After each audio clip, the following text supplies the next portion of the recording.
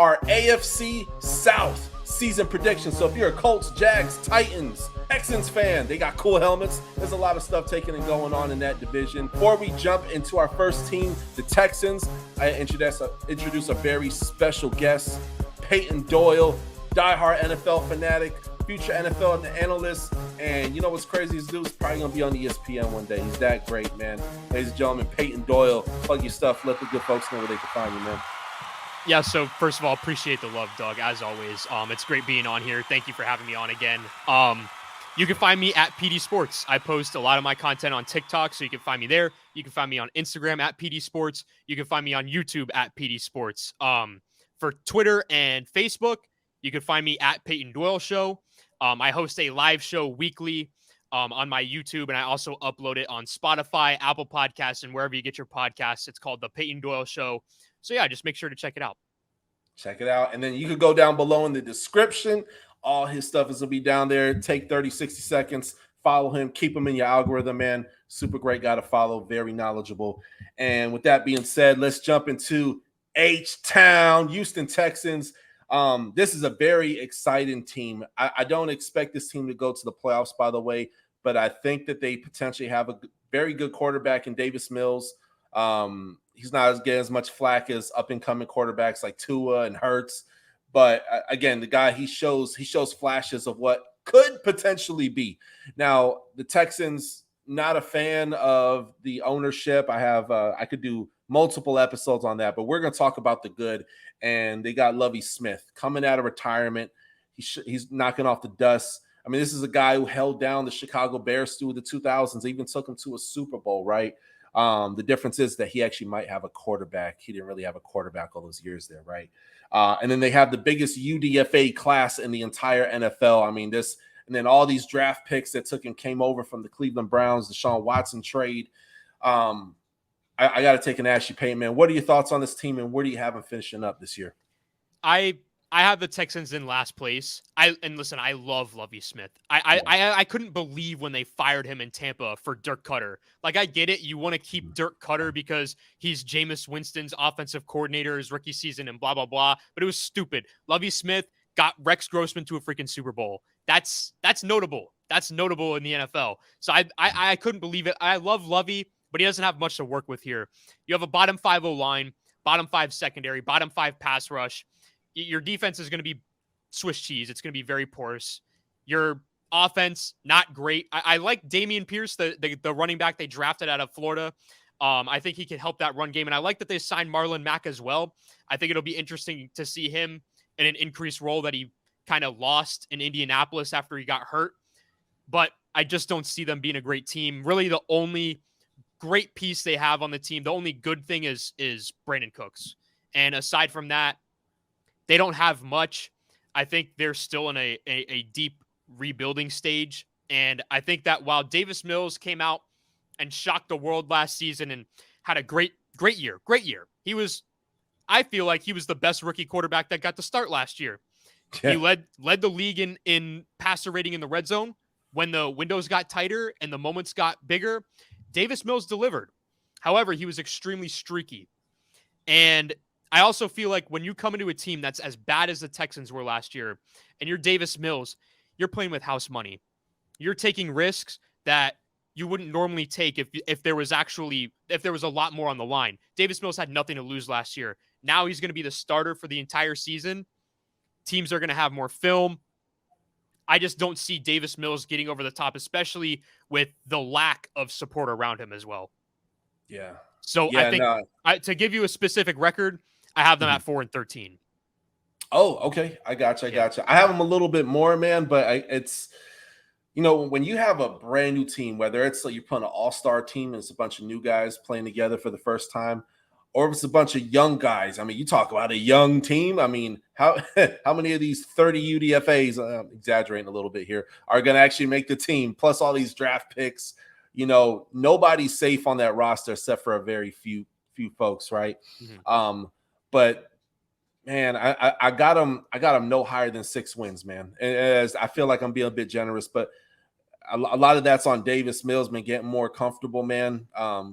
And then working with the quarterback, a coach like Lovie Smith, man. We Lovie Smith, he's going to bring the best out of that team, even though there's not a lot, and there's a whole bunch of question marks. Who are all these names I've never heard of before, right? Not everybody has time to sit down, 3 hours a day to watch film on everybody, right? So, but I'm at 6 wins tops. But yeah, we should see, man. Texas, very exciting team, man. I mean, 3 years from now, man, I'm gonna show them a lot more love, right? But they're a team that's on the up and up, and that's just what it is. Rebuilding season for them. Next team we're taking talk about is the Colts, and Matt Ryan is in town, baby. Man, very excited for this team. They didn't quite get the results that they wanted with Carson Wentz last year. They had a pretty solid draft. They have one of the best running backs in the league. Very excited receiving room, young receiving room at that. And of course, Matt Ryan, it was time for a divorce, man. He should have left he should have left the Falcons, man, like 2 or 3 years ago. They got him on a bad contract that messed that team up. But again, what do you think on this team, man? What are your thoughts, man? I have the Colts winning this division at 11-6. Okay. They came very close to making the playoffs last year. All they needed to do was beat Jacksonville, and they played like crap. The difference is Matt Ryan would get you a win against Jacksonville in Week 18 to make the playoffs, I feel like. Matt Ryan is such a clear upgrade from Carson Wentz, I feel like, and not a lot of people are talking about it. Mm-hmm. Now, where do they stack up in the AFC? I don't know, but in that division, you have a couple cupcakes against Jacksonville, a couple cupcakes against Houston, and you have Tennessee, who I believe has regressed, and we'll get into that later. So you have a nice division that you can win and punch your ticket in the playoffs. I think, obviously, that defense is going to be pretty solid this year. Offensive line's really good. And the last time that you gave Matt Ryan a notable running game, when Devontae Freeman was balling, he won MVP that year and made the Super Bowl. Now, they don't have a Julio Jones. I feel like that's their biggest problem. I love Michael Pittman, don't get me wrong, but he's not a number one option right now in the NFL. He hasn't proven that yet. Maybe he'll break out this season, I don't know. But he hasn't proven to me yet to be anywhere remotely close to where Julio Jones was during Matt Ryan's MVP year. Mm-hmm. But that's something to be said, that when Matt Ryan is given a good offensive line with good blocking and a good running game, and he's able to manage the game, he can make the shots when he has to. And now, not only that, you as a team in the Colts have a chance to have a running game that is so respected. We know what Jonathan Taylor did last year. Teams have to respect the running game, which sets up what? The play action. And that's why Matt Ryan won MVP that year. Matt Ryan was the best quarterback in play action that year because the teams had to respect the running game in Devontae Freeman. Now you're gonna be facing stacked boxes, because let's be honest, the last few years in Atlanta, Todd Gurley was washed by that point. Last year, who was their running back? Mike Davis, Cordell Patterson. Teams aren't stacking the boxes against these dudes. They're playing against the pass. Now they're going to play against the run. It's going to set up play action. Matt Ryan's going to be extremely comfortable in that offense, and I see them winning the division. I love it. Yeah, I definitely have this team winning the division, and I'm actually going to match you right on this one. I also have them at 11 wins. As I told you, we did another episode recently, man. There's going to be 1 or 2 teams that get to 11 wins who probably don't make it this year. I'm not sure who it is, but we'll cross that bridge when we get there. But the Colts are a very exciting team, and there's nothing more that owner of that team hates more than embarrassment. To have a back-to-back teams where they tease you so good that they could go so far in the playoffs. This team could actually go so far in the playoffs. I see them at least making a second or even maybe third round in the playoffs, man. They got that much more talent, right? So they got some more building to do in that receiving room and some other areas, but very excited team to take a seat nonetheless. Now, you talked recently about the Titans regressing, and we're going to get in it, man. Let's get in it, man. I love talking about the Titans, man, but let's keep it real on this team, man. Tennessee Titans, man. First of all, shout out to Hassan Haskins. Interviewed him on the show a couple months ago. Great guy.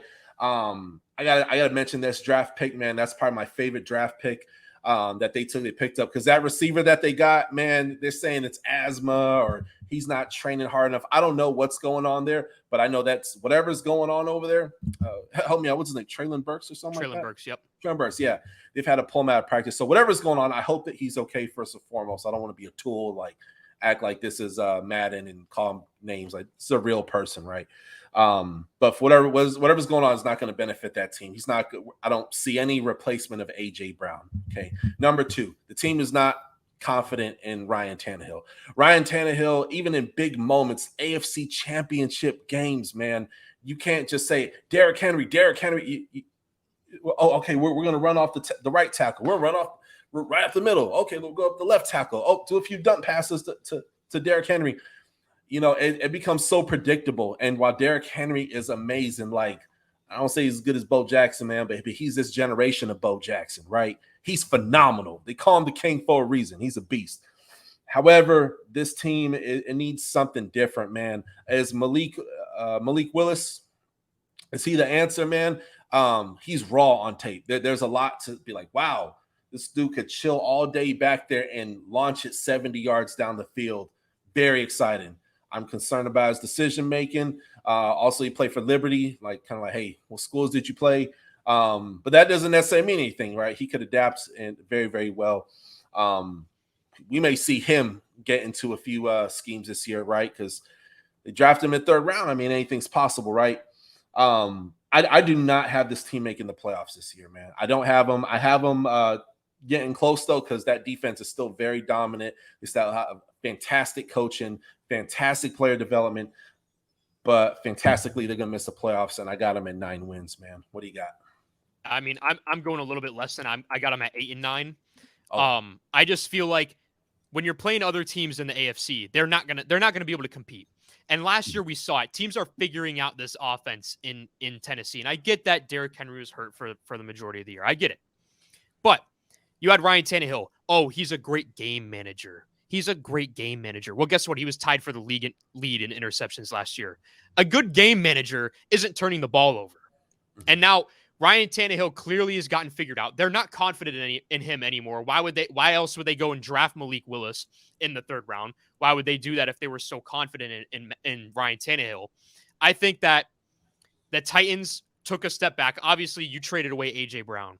A.J. Brown was the guy that Ryan Tannehill looked to every single play. When Ryan Tannehill got his moment to play, when Ryan Tannehill got the start over Marcus Mariota, that's when A.J. Brown started blowing up that season in his rookie year. It was right when that happened that A.J. Brown started putting up huge numbers. And why? Because Tannehill was looking for him. You got rid of his favorite target, and now you're putting pressure on him to compete because you got his replacement behind him. That's a tough situation to be in as a quarterback. And Treylon Burks might turn out to be a great receiver. You know what I mean? He might turn out to be very great. I mean, I know his pro comparison was A.J. Brown, ironically, and he might be great. And I know that they got Robert Woods, but I just don't see them stacking up against these other teams that are just simply better than them. Yeah, no, man. They've had it just goes to show you, not to go Dieter off what we're talking about. It just goes to show you, Payton, man, like, the last 3 years, man, they've had their times to make it to a Super Bowl, man. They've been that good. As a matter of fact, before the playoffs last year, man, I was like, dude, and before the injury to Derrick Henry, I'm talking about, I'm looking at this team and like, dude, they beat like every elite team. And I'm like, dude, they're ready. They just got to trust Ryan Tannehill a little bit more, man. And it just didn't happen, man. He didn't own up to and like Ryan is not like this sour dude off the field, man. But he's probably like he's in the personality zone of an Eli Manning. He's not this super extroverted guy who's gonna be like, let's go, guys, come on. Like you're not gonna get that from him. Like he's just kind of a quiet assassin. And sometimes I've seen him shred defenses before, sure. I could count on one hand, maybe get to 2 hands, man. So it's not like, Hall of Fame type stuff, right? So, but nonetheless, you say you got him at 7-8 wins. I got him at 9 wins, man. They'll probably be in that ballpark this year. Excited about these draft picks that they got, man. Hassan Haskins, man, if in the event, imagine that 1-2 punch, man, super elusive, speedy Haskins, Derrick Henry, if he could come back to 100%, which I actually don't doubt it because this training regimen is stupid crazy. So it's unbelievable. Titans fans, I love y'all. We're not here to dish your team, but we got to talk about some problems, man. Y'all may see scabs. Payton and I see gunshot wounds, so that's what it is. Then the last team of the night we're going to take and talk about is Duval Jacksonville Jaguars. We're going to take and get into it. Doug Peterson he's back out of retirement, man, and I'm so happy to see that he got a job for a team that needs his help, man. Now, when I'm going to rewind just a little bit, back when he came into Philadelphia, many people said that, he didn't quite build that team, man, but it still takes a special coach to take a team to the Super Bowl, right? To maintain talent, to develop talent. He wasn't in Philadelphia for a super long time. I think maybe 5 years or something like that, maybe 4. And then of course he's coming off of Chip Kelly, who was there. Chip Kelly was a nightmare. He was atrocious. I mean, I couldn't think of a coach more hated. He's probably hated more than Bill Belichick. He was hated that much. So people love Coach Doug, man. They love Coach Peterson, and I'm excited because this is a young team with a quarterback who needs direction, right? And Trevor Lawrence, though a terrible team last year, showed amazing amounts of flashes. They had a very good draft this year. I'm struggling with this one, man, because I want to give them a lot more love, man, but I'll just say this, man. I got the Jags finishing off at 5 wins. I think that they're going to be heading towards the right direction, but I do have to take and see that more. I want to see Trevor Lawrence make that jump this year, man. I think he can do it. Maybe we can even get 7 or 8 wins, but I got him at 5 wins. What you got? I have the Jags at 6-11, and I feel like that's really good for the Jaguars. This is obviously another rebuilding year. That's doubling their win total from last season. And to your point, Doug, I could name you a coach that was more hated than Chip Kelly. Urban Meyer, and for rightful reason. He freaking sucked. He was horrible. He was getting lap dances in Cincinnati after the team lost on primetime football instead of flying home with the team. That's all I need to say about him. Everything. That situation was a disaster from day one. The day that man got hired, the Jaguars had no chance of winning any games at all. They were going to suck. No matter what, it was a disaster from the start. So now Doug Peterson is coming in. He has a Super Bowl victory as a head coach with a backup quarterback. He beat Bill Belichick in the Super Bowl with a backup quarterback. How many coaches can say that? Not too many. Yeah. So now you have that. And now he has inconceivably small sizes of shoes to fill in that head coaching spot in Jacksonville, because the man who was before him was as worse as we've seen anyone be in the entire NFL. Now you go out and you see what they've done in the offseason. They've paid money to go build up that offensive line. They went and got Brandon Scherf. They re-signed Cam Robinson to a long-term deal. They went out and got Christian Kirk, who I know that some people might say they overpaid for him, but he is extremely talented. Let's get that straight here. He might not have a 1,000-yard receiving year, but he's also never had the volume of a number one option at receiver. So I think that'll be a nice signing for them. Now you're going to get Travis Etienne back from injury. I think that the Jaguars did some nice moves this offseason. I think Trevor Lawrence is in a much better position in year 2 than year 1. And I will never say that. Rarely will I ever say that if a sophomore quarterback is having to learn a new offense and go through a coaching change, that it's better for them. This is better for Trevor Lawrence. That's how bad the coaching staff was last year with Urban Meyer. It was horrific from the start. It was just a circus show. So I think the Jaguars made a step in the right direction. Obviously, they took Trevon Walker number 1 overall, and I also like the Devin Lloyd pick as well in the back end of the first round.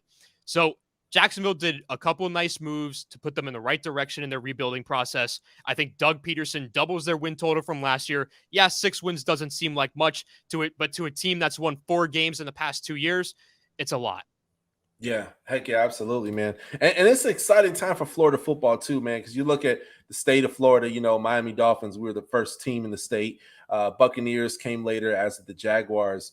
And it's like, man, yeah, Buccaneers won a Super Bowl not too long ago. Miami could potentially win a Super Bowl this decade. I'll just keep it broad. We'll see what happens with Tua. And if Brady goes in next year, right? Yeah. And then, of course, man, you got the Jaguars who are on the up and up, man. And it's just a good time because, Florida, man, this is the football state, baby. I mean, we produce a lot of baseball players, man. We produce a lot of everything, hockey players, basketball players, you name it, But when it comes to football, man, we do this down here, man. So to take and see that, man, I'm very excited. And Travis Etienne, man, watching him in college, man, and for him to take and be with his teammate, man, Mr. Lawrence and him are gonna do real nice, man. So I could see them going as high as 7 wins, but yeah, I think 5-6 wins, man. I think we're right in that same ballpark, man. So very excited. Duval one more time. Yeah, right. And folks, there you have it. Those are our AFC South season predictions. Colts, Jags, Titans, and Texans, man.